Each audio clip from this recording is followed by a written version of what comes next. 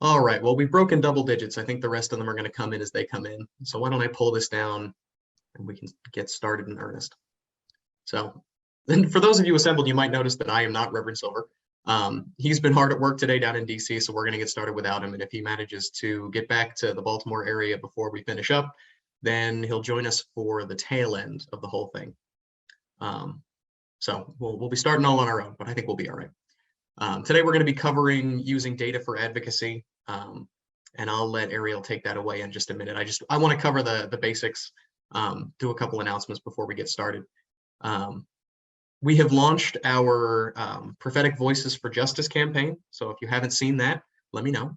I will send you the video links. They're very good. A couple of pastors from the broader Central Atlantic Conference lending their voices to important causes in the midterm election. They're very good. I'm very glad that they did them.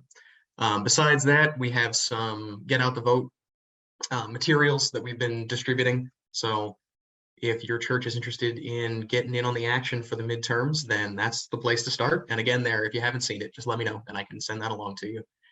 It's great stuff. We've got some like voting information cards, deadlines for when you got to get your absentee ballot in your door, at what date you have to get it out your door, what the registration deadlines are state by state, that sort of thing. And we have a whole media toolkit if you want to have a rally or a press event or something.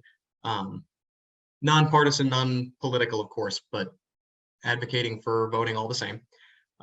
We have that in there too. So I'm happy to pass that along to anybody who isn't active in that work yet, but would like to be and doesn't know where to get started. So we've got all the tools ready for you. All you got to do is ask. But I think that's all my news off the top. I want to give Robin a chance to say anything if Interfaith Power and Light has any announcements or anything. And then after that, we can kick it over to Ariel and get started in earnest. Great. Thank you. I was just putting my information in the chat, but I'm glad I got to speak it.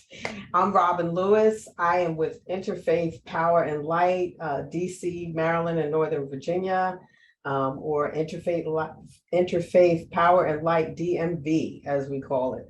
I live in the DC area. I live in the Prince George's County.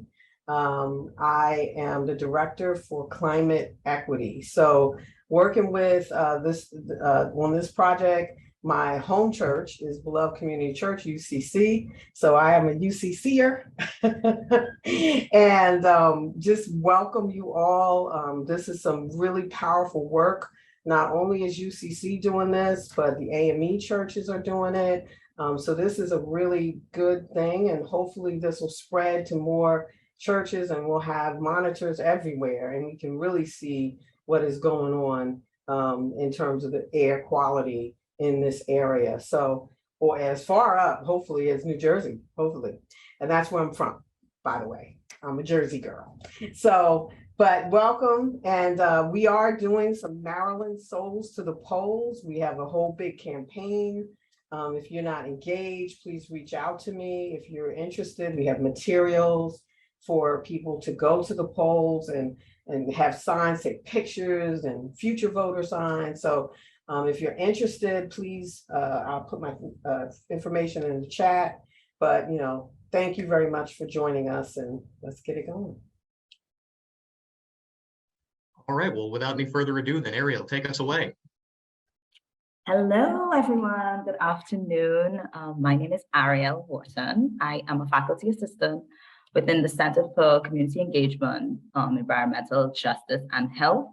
Thank you for being here. I just wanted to kind of give a refresher on what we're trying to do, this initiative. I know John and Robin and Dr. Reverend Silver have extensively kind of spoken about what we're trying to do, but essentially we want to use the data that we will be collecting from the air sensors to essentially push for more policy making. Obviously, that has been something that has been trickier in the past, but now we have a chance for us community people to make a difference and contribute to making a difference. So at the center, I'm responsible for leading a lot of the climate change projects. I did do my master's in meteorology and climatology, So I am familiar with a lot of the air quality and the GIS aspects, the more technical spaces, but additionally, this climate communications and also education and outreach. So I do believe that all of those are kind of important to mesh all together. But yeah, so we're going to get started on this presentation, which will be focusing on using data for policy. If you guys have any questions, just shoot it in the chat. I may not be able to get to it immediately, but we can take a break, or we can just hold off and wait until the end to respond. So without further ado, I shall start presenting.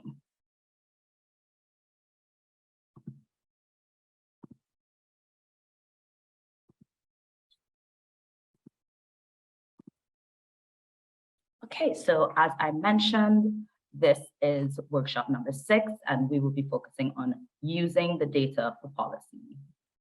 So essentially, our agenda for this meeting, this workshop would be to first examine how air pollution and air quality policies can be introduced into communities and essentially be used for community action and activity. We'll also discuss how they'll be used, how air quality data can be used to push policy change, and will be also, again, used in community action and activism. We'll also examine other studies, other sample studies surrounding air quality monitoring networks and policy. But additionally, we within the center, we have been in partnership with other communities and organizations for different air quality networking projects. And I will speak on 2 specific case studies that we essentially were able to input, deploy the sensors and collect the data and see what was happening in each of these communities, and also push for advocacy and policy changes within these spaces. Okay, so again, I know some of you are new faces, welcome. I just wanted to kind of give a refresher on what these air monitors are and what they essentially do. Air monitoring is essentially a way to track the quality of air surrounding us. So as we know, we can't see the air, we can't see the particles. I mean, sometimes we can do depending on the size, but for the small, trickier sizes, which example would be particulate matter 2.5, which would be exhaust, smog, all of these particles that are hazardous to our health, hazardous to our lungs, our breathing. It's through monitoring, we can assess the extent of air pollution in any given location. So air pollution is classified as hazardous substances or mixtures in the air. And it can come from vehicle emissions, fuel oils, natural gas to heat homes, byproducts of manufacturing, and power generation. It can also come from smoke from wildfires and essentially ash from volcanic eruptions. So there have been many advances in air quality monitoring to essentially report the quality of the air surrounding us. And the EPA has created this US Air Quality Index, which is used for essentially scaling what is good and what is bad, if we want to be very, very to the point. And as you can see from this chart, the green area, essentially, if the value of the index reads 0 to 50, you are in a good range. The levels of air quality are good there. It's satisfactory. You are not being exposed to any risk, or little or no risk, I should say. However, as you can see, when we move across the scale, the color scale, you can see that maroon is definitely a concerning level to be at. And we don't want to get there. We definitely don't want to get there. And if we are reaching there, we want to have that essentially taken up in the data so that it can be addressed. So as I did mention, there are different kinds of air pollution. So the 5 major air pollutants is ground level ozone, particulate matter, PM2.5 and PM10. Essentially, PM2.5 and PM10 is just the measure of the actual particle. So the 2.5 is a smaller particle and the 10 is a larger particle. PM2.5 is much harder to filter, I should say. So that's the one that we essentially will be monitoring in this initiative. It is more harmful because, again, it's not easily seen. So that's something that we want to make sure we are paying attention to. Carbon monoxide, sulfur dioxide, and nitrogen dioxide are also major air pollutants. So surrounding air pollution, there are major health risks associated. These include respiratory diseases, emphysema, asthma, COPD. Also, PM and nitrogen dioxide have been linked to chronic bronchitis, cardiovascular diseases, and cancers.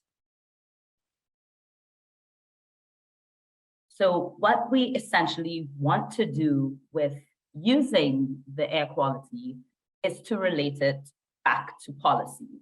What are we actually measuring? And in order to do so, in order to understand the full extent of air pollution issues, it's helpful for us to write informed policies to address the consequences of such air quality within the air. There are a lot of protections at the federal, state, and local levels that can make enormous differences in protecting health. According to federal standards, since the 1970s, the federal government has limited pollutants from power plants, industrial facilities, and vehicle emissions. All vehicle and engines in the US must comply with emission standards for specific pollutants. And these standards have a powerful tool for reducing vehicle emissions.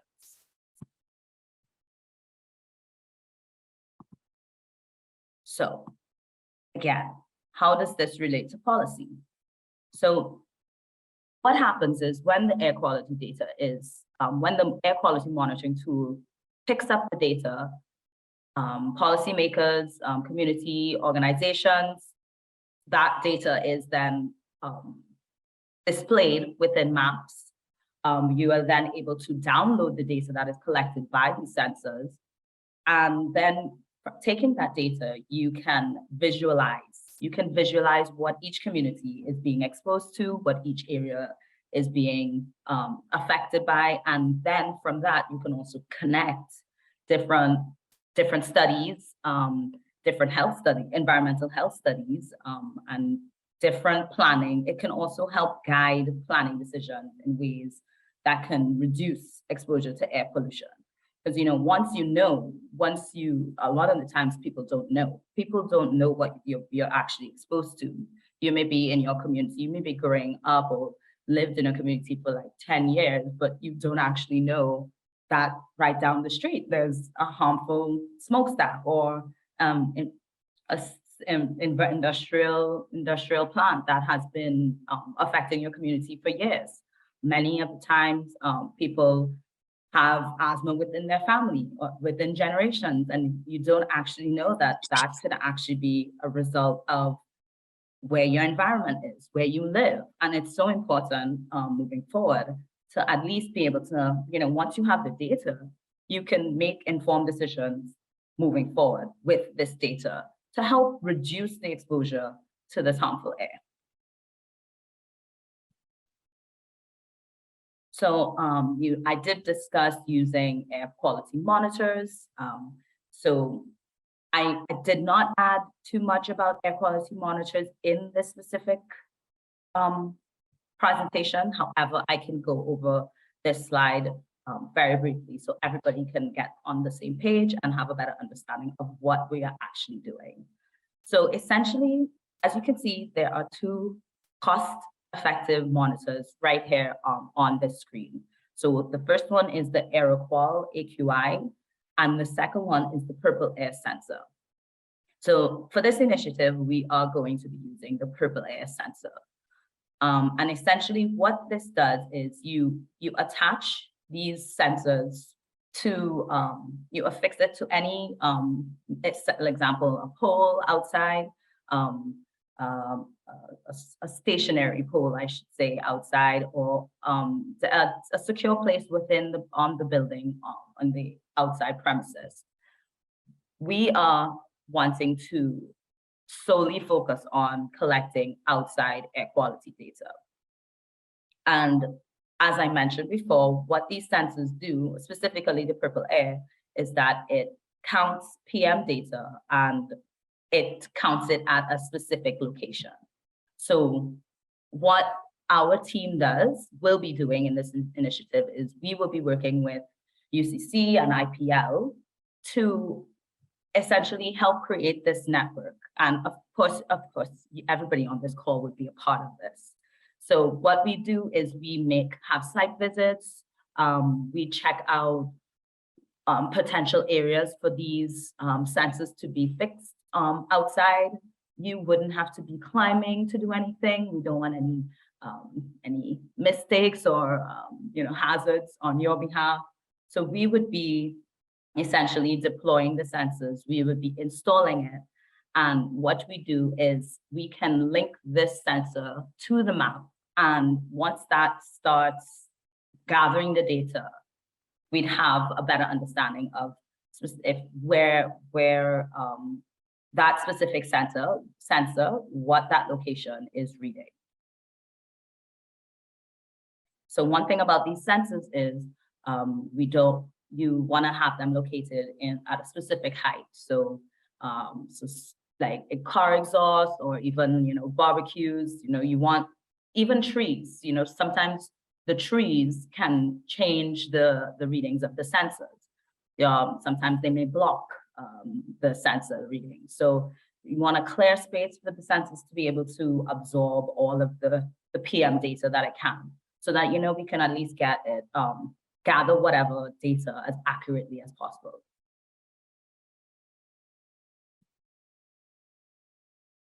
So I've been talking about policies. So one particular policy that has come out of air quality is the Maryland Healthy Air Act, or the HAA.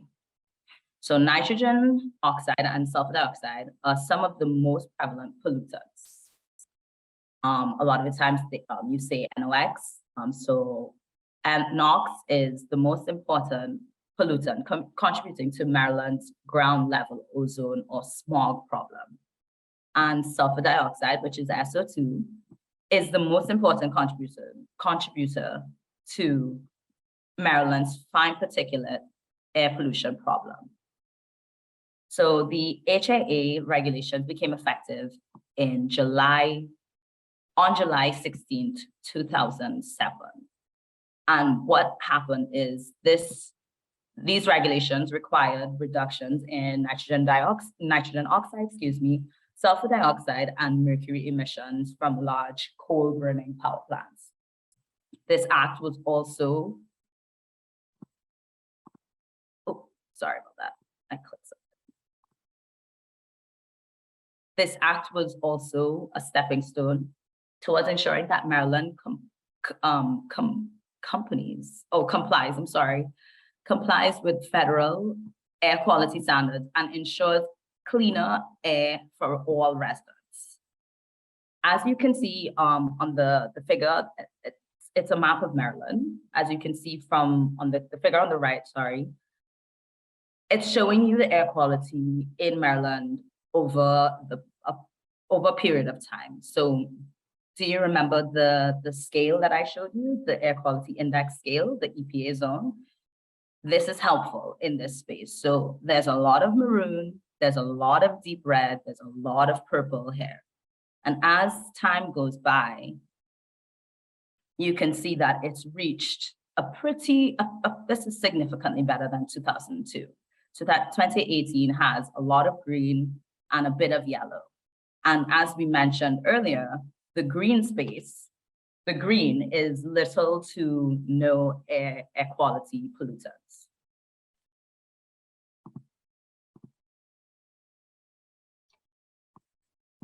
It's also helpful to know and to remember that the HAA is one of the toughest power plant emission laws on the East Coast. I thought that was an interesting fact.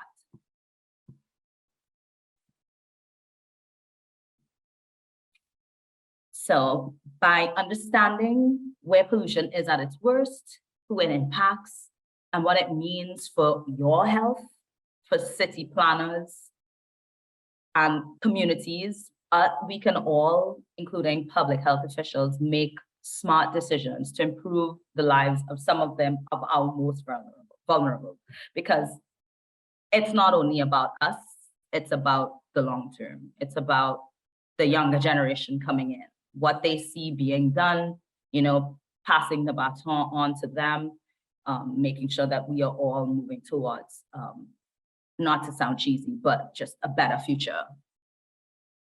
Much of this pollution is preventable. That's something that I feel like is very important to say. Now, if cities and communities use the data that we now have to identify major polluters, they can prioritize targeted inspection and enforcement, deploying their resources when and where they're needed most. So as I mentioned, there are two specific case studies that I wanted to share with you all. And I will do so now. So the first case study is revolving around Bladensburg in Maryland. So this case study is the case for environmental justice in Bladensburg, Maryland. Bladensburg is a predominantly African American and Latino population area. It has been exposed to multiple environmental hazards in the city, and it is surrounded by school bus depots, a trash company, industrial facilities, and a high volume of industrial traffic and commuter traffic. Residents also live by Ernst Mayr, which is a concrete block plant. This company is actually requesting a special exception permit to construct concrete batching plant on the property of residents. Many of the residents in the port towns of Bladensburg, Cottage City, Colmar Manor, and Edmundston are in opposition to the special extension permit.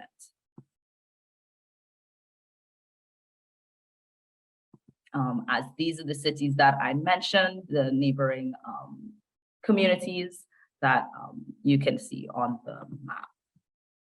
And this is the concrete block plant that I just mentioned.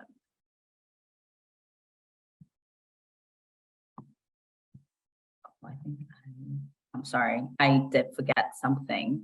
So as a center, Siege investigated diurnal patterns based on the time of day, rush hour traffic by conducting air quality assessments and traffic counts during morning on peak, which would be rush hour, afternoon off peak, and evening on peak, which is rush hour again, periods.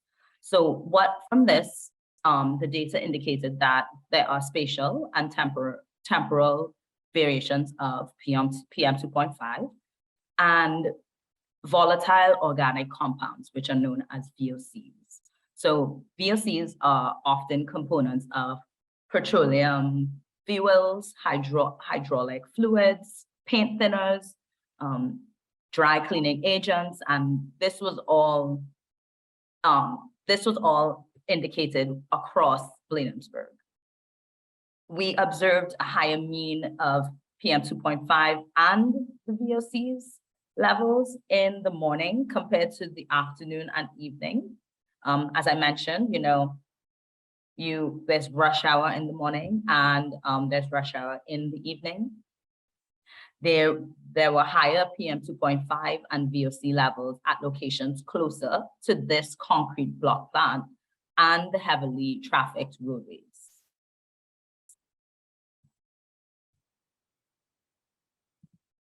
And so this is essentially what I just discussed was the results that we found.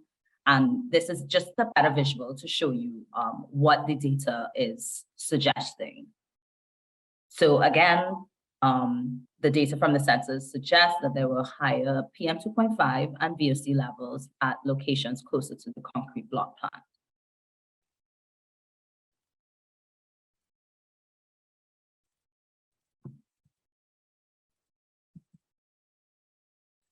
And this graph shows that there are higher PM2.5 compared to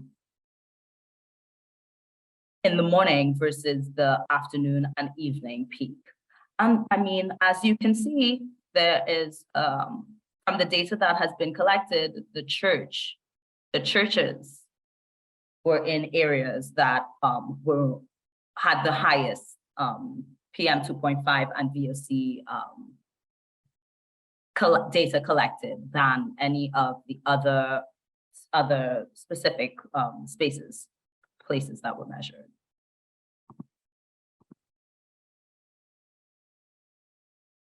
So as I mentioned, our center has been using low-cost sensors to provide data on exposure to particulate matter due to traffic and industrial activities near the concrete plant. Port Town, oh, I'm so sorry. I'm so sorry. I'm not sure what's happening. Port Town's Environmental Action, which is the PTEA, is composed of community residents, business owners, nonprofit leaders, and stakeholders. Residents also work with PTEA to stop the expansion of the concrete plant.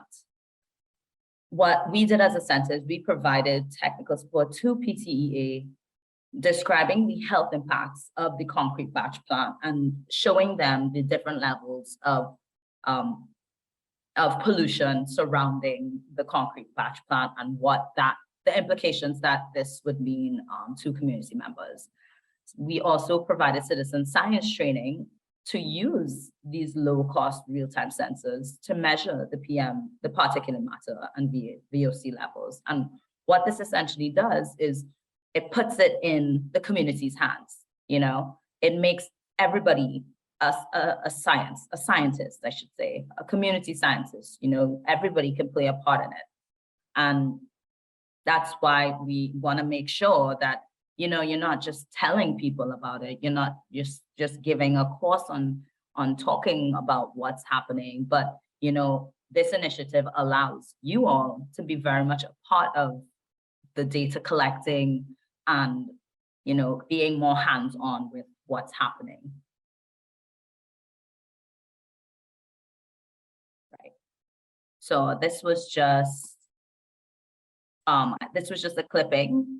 So essentially, Prince George's District Council denied the application to build I think there was a special, as I mentioned, there was a special request to expand. And because of the data that was gathered, because of what we found as a team, and that what we brought to Port Towns, that was able to help deny this special exception. So it does work. It does work. It takes work, but it does work once people can see the actual data that's showing up, that's showing the air pollution, that's showing you what is happening. Another case study revolves around Ivy City in Washington, D.C. So it's another case of environmental justice within Ivy City. Ivy City is a traditionally African-American neighborhood in Washington, D.C., and it is home to the historic Cromwell School. There are ambient concentrations of particulate matter, PM2.5 again, and black carbon were measured in Ivy City in Washington, D.C. for more than 60 days over the winter, spring, and fall of 2013. Now, these neighborhood concentrations were compared with those of the DC District Department of Energy and the environment. So that's the DOEE, their monitoring network. So one of the things that we discuss is that the governmental air sensors, it's not enough. It's not enough to be able to collect or gather enough data to make a difference. Essentially, although there are sensors put in place by the government, a lot of these sensors are more than 20 miles apart from each other. So what happens in the in-between? And that's essentially another advantage of implementing this initiative and ensuring that we are able to collect on a larger space versus just having a government sensor far from each other that isn't going to be collecting correct data. Ariel, this is Robin. I wanted to say, because I hope you don't mind if I ask questions, whatever. But so the monitor, I used to be on the Washington ACPAC, or Air and Climate Public Advisory Committee, and the monitor for Prince George's is like off of 301. I don't know if you all know, by the Equestrian Center. So the monitors, I think there's like 13 in this area. There's not many, of the EPA monitors. So although they collect data and we get information off of it, like you're saying, it's just not at the level that we need down, and so they don't reflect really, the information that we need. So this is so important that we're doing this at this granular level, because they're not in the areas anymore that are really, getting these toxins. So just wanted to amplify what you're saying, that this is so important that we're doing this at this granular level. Absolutely. Yes,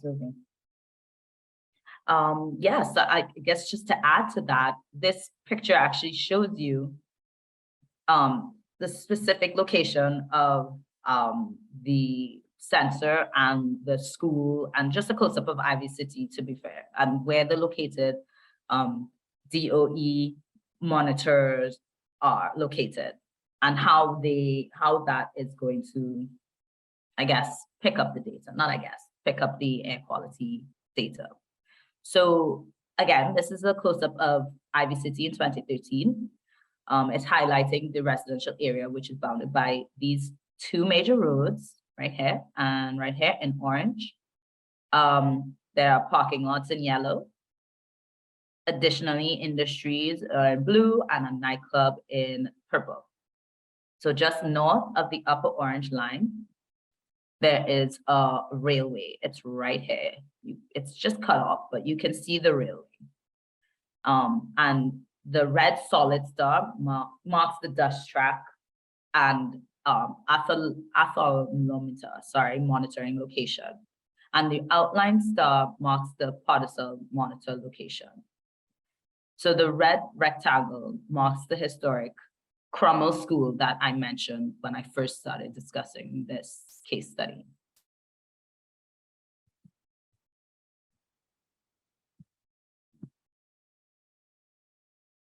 So what was measured, as I mentioned, so PM2.5 is again what is being measured. So PM2.5 was measured to see if there was a difference between levels of PM2.5 in Ivy City and the DOEE operated monitoring sites.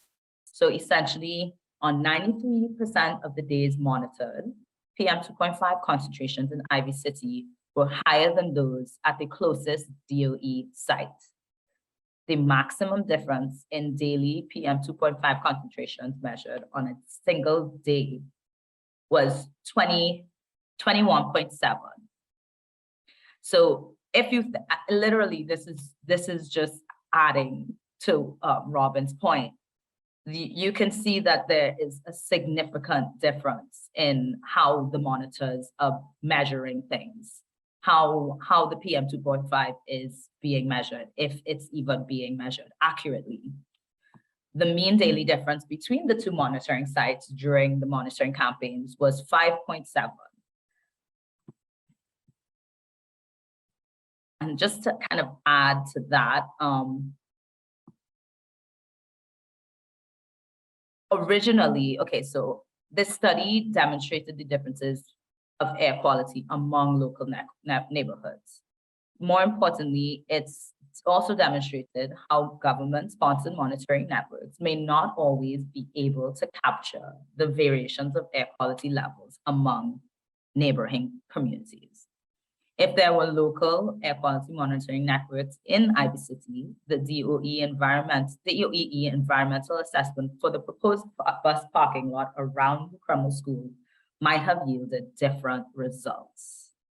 So just to jump in before I complete this, that is, again, why this is so important. Because if everybody, okay, so you want to trust the governmental monitors, yes, you might think, okay, well, this should be good, this should be fine. But as we know, the more you know, the more you can do, the more you can change, right? So now knowing that these monitors, the DOEE's assessment isn't enough, what had happened is originally the assessment concluded that the additional parking lot would have no significant impact. But that was based on the data used from the DOEE monitoring network. But after using the local air quality tracking, it would have shown that adding an additional air bus parking lot in Ivy City would have contributed to PM 2.5 levels that exceeded the EPA standard. So again, that is why I just want to stress on it, the more data, the better, the more you can see, the more you can take to somebody to prove, hey, this is gonna mess people up. This is harmful for us all. The more you can have something substantiated to take to somebody to fight for something, it's the better, to be fair. And that's essentially what we want to do. That is the overall goal of what we want to do with this initiative. So I did add these two just extra resources, and they're not case studies. That's an error on my behalf, my apologies. But two extra resources that Dr. Wilson asked me to put in this because it's extremely resourceful. I do have a lot of the links to the studies in this presentation, and I have forwarded to John, which will then be available to you all. So you can check out what you want to check out on your own. I know sometimes doing a deep dive by your own is helpful, but also, you're welcome to answering any question that you may have. But I want to ask, before we, open the floor to questions, what is one thing that you found interesting from this workshop?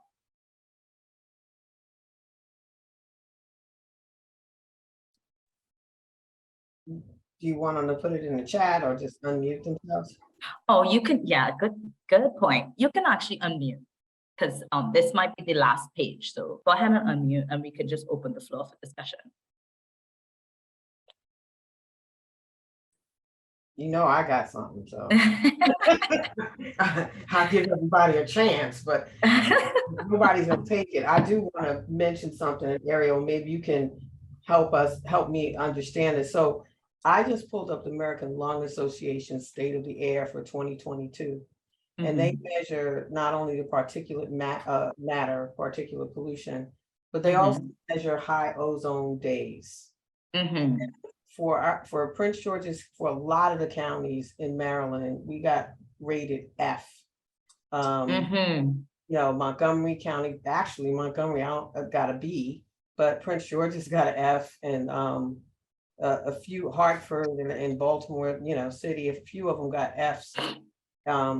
And they also put the number of orange days, the number of red days, and there were a lot of orange and red days.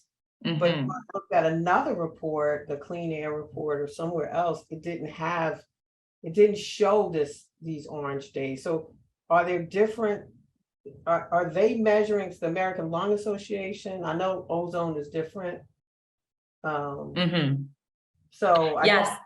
question Sorry. of how do we interpret that? Because based on this, we shouldn't be outside breathing. Right, absolutely, absolutely. You know, I think because specifically, I think that I am not sure that all of the monitors measure everything, right? So, for example, like Purple Air, it's focused generally on PM 2.5, well, PM in general, I should say. So that's also something that should be thought about too. Are we measuring everything, or are we just trying to get some sort of idea of what's happening? But yeah, so for ozone definitely reduction, it can reduce the volume of air that lungs breathe in and can cause shortness of breath. So maybe that's why they ensure to have it on in their sensor network, because that would be definitely, like, well, you know what I mean, well in their lane with respect to that. But you're right.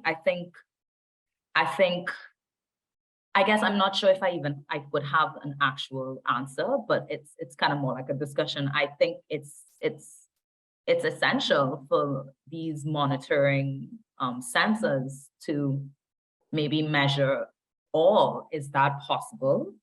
I don't know, but I think that would make sense to measure not only the PM, but the other harmful spaces like the nitrous oxide, the ozone, the sulfur dioxide, because they're all essentially harmful. But yeah, I don't have more than an answer for you, but I hope that helped a bit. Yeah. It makes sense because we only listen to one source a lot of times, and I think all of us we need to do your homework. Just like Google is, I'm not promoting Google, y'all, okay? But when I was growing up, you had to go to the library. You don't have to do that now, and you can find out so many different resources. Because basically, the American Lung Association, I use that a lot, and because I have asthma and I'm concerned about that. So, I suggest that everybody kind of does their homework and sees what we're breathing, so that you can really know and promote the right thing. So thank you. You answered my question. For sure. I'm hoping we can use this data for promoting the Environmental Human Rights Amendment in Maryland, because this seems like an integral part of what we're working for, is clean air for people for all citizens of Maryland, not just some. And I think we need concrete data. Absolutely.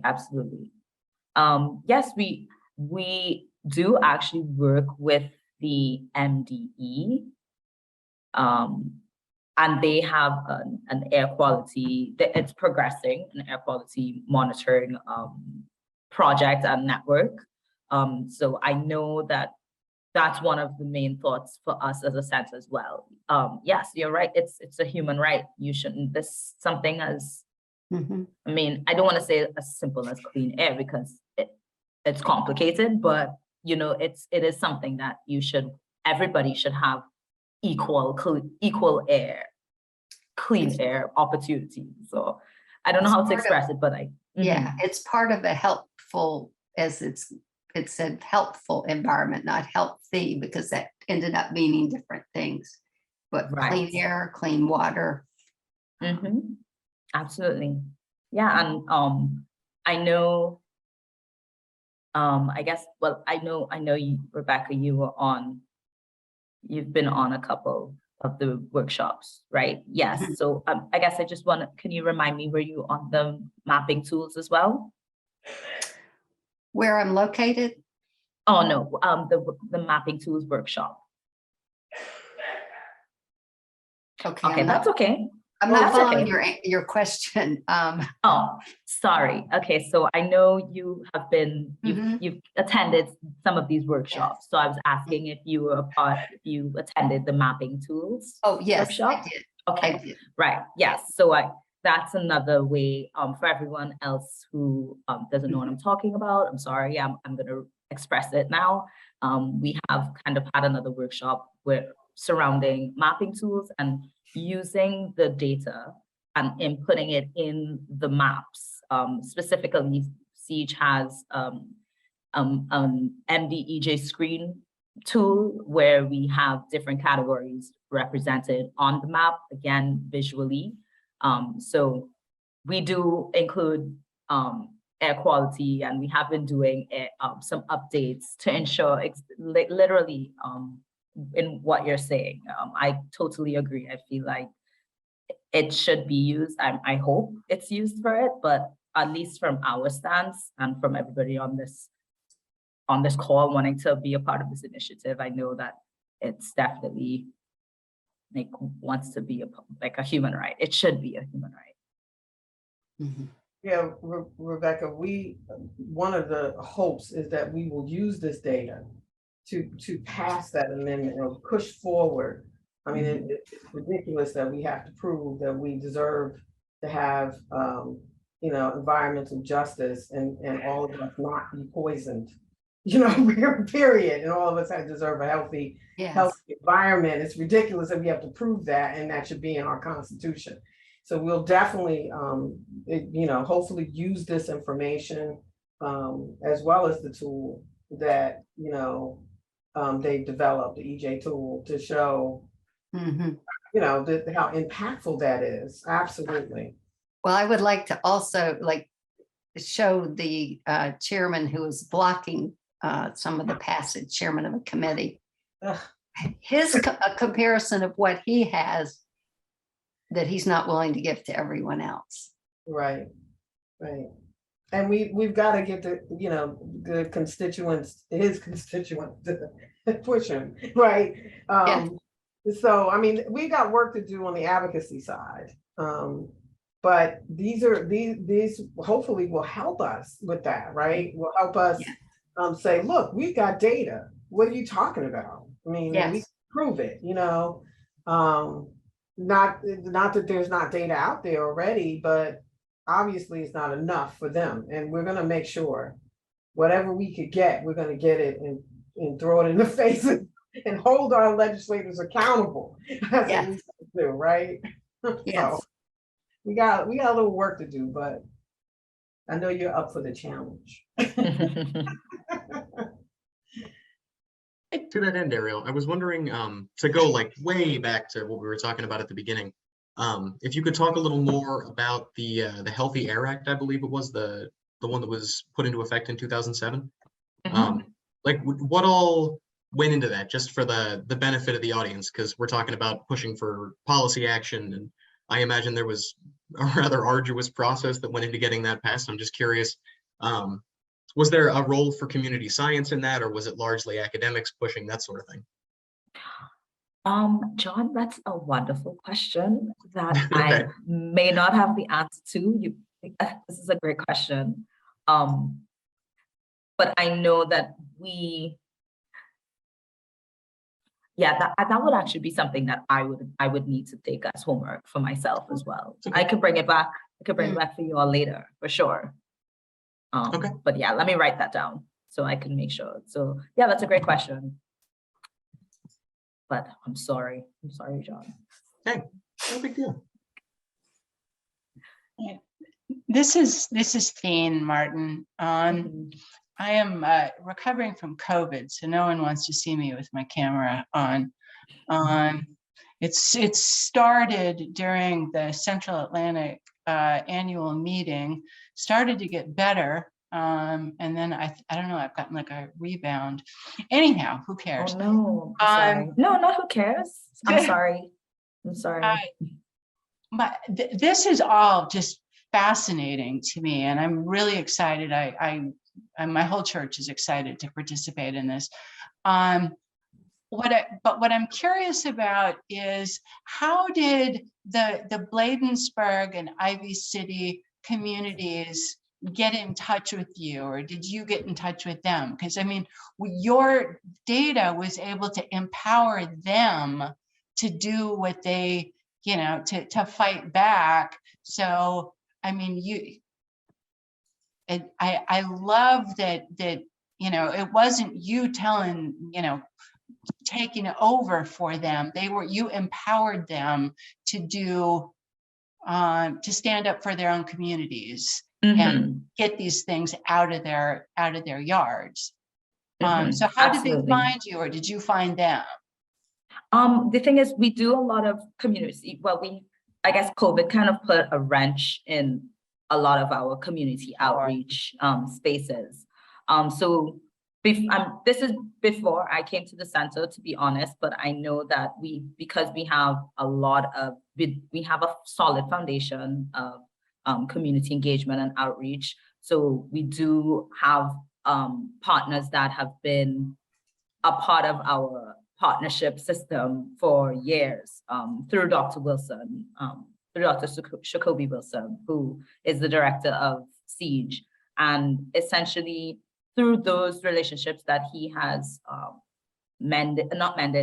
just flowered, I should say, we are able to get in contact with different people. So sometimes people, different communities might reach out to Dr. Wilson and be like, hey, we need to see what's happening right now.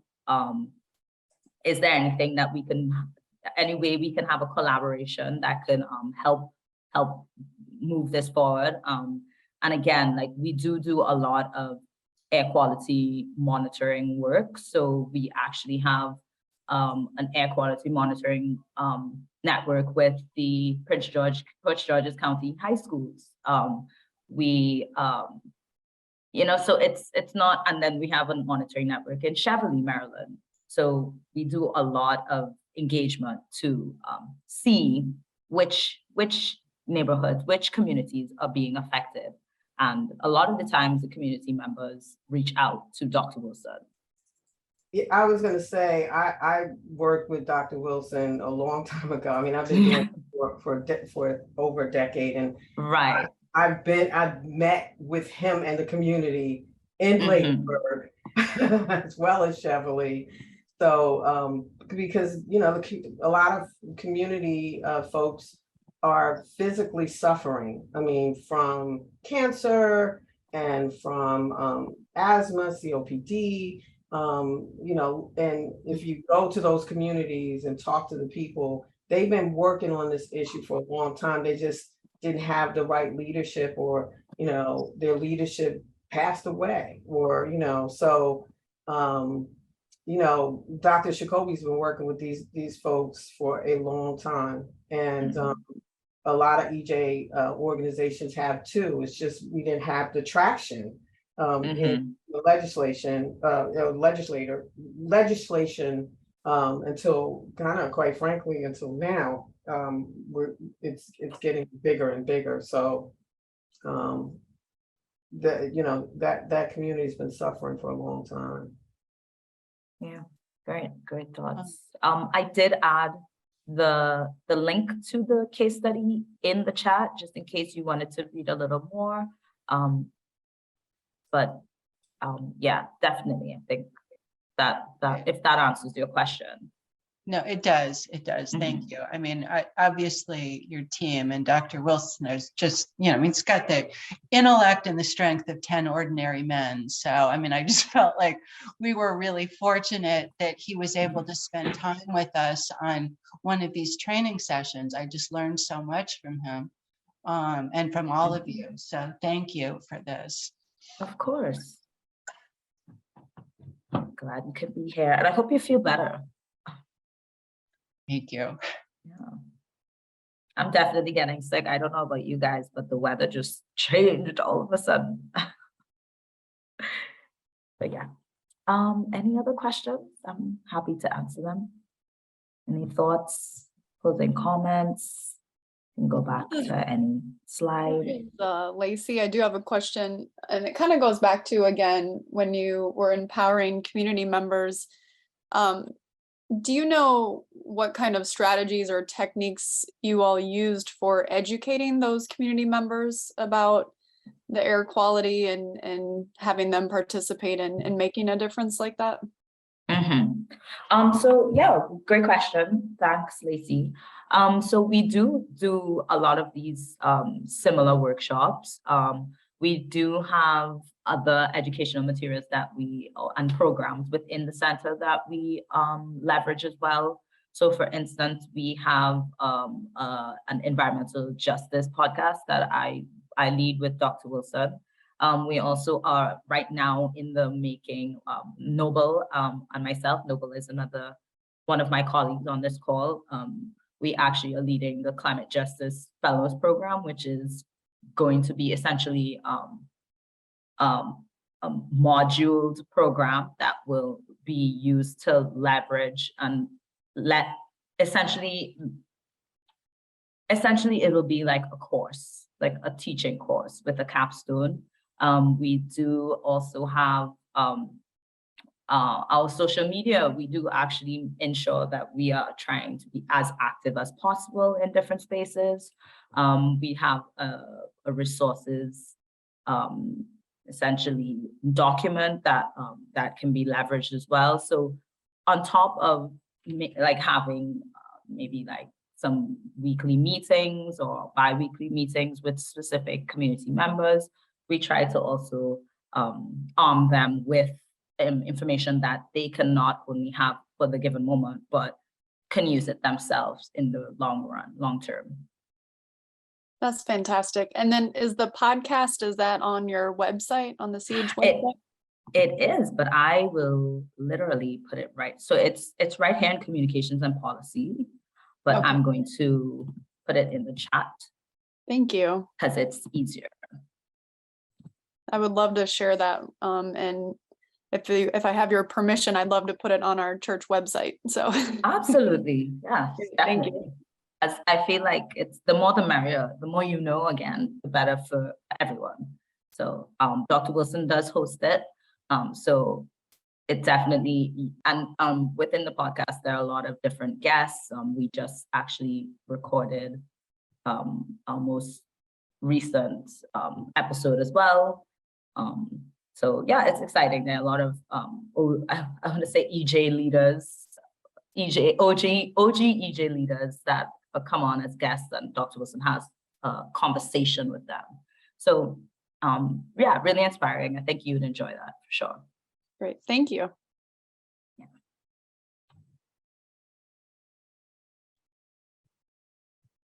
This is awesome.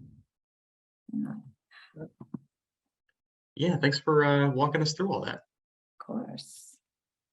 I've been doing a little reading here about the Healthy Air Act because I'm a dog on a bone and I couldn't help myself.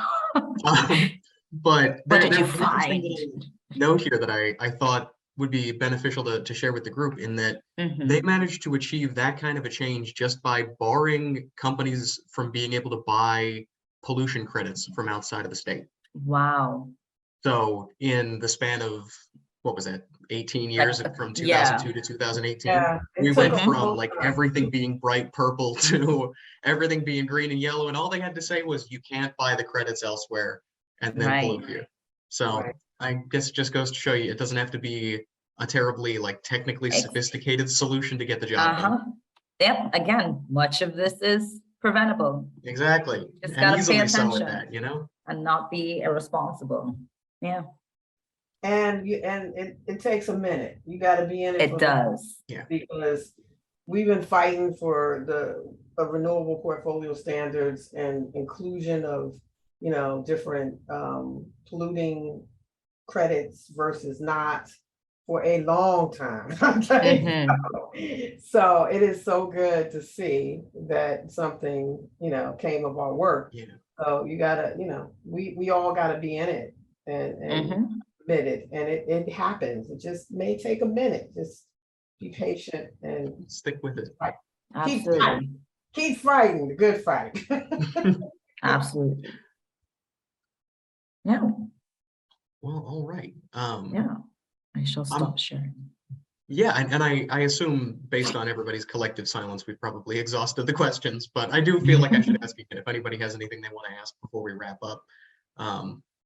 Speak now. Now's your chance. Otherwise, I think that's probably all we need to cover today. And so I want to thank everybody for coming out and for lending us your time. I hope you learned something helpful and informative. And we'll be reviewing the recording and doing the edits and all that, and I should get it out to everybody probably tomorrow or the next day. We'll have the slides attached to that. Any of the helpful links in the chat we'll send along too, so that you can have those for reference. And I want to double check our next workshop date before I let everybody go. Mhm. So that is actually something I wanted to revise as well. Have a chat with you as well, Okay. with you guys. All right. Well, then next date pending, we'll let you know as we know. So for now, I'll just say thanks everybody for coming, and I hope you have a good rest of your week or weeks until next time we meet.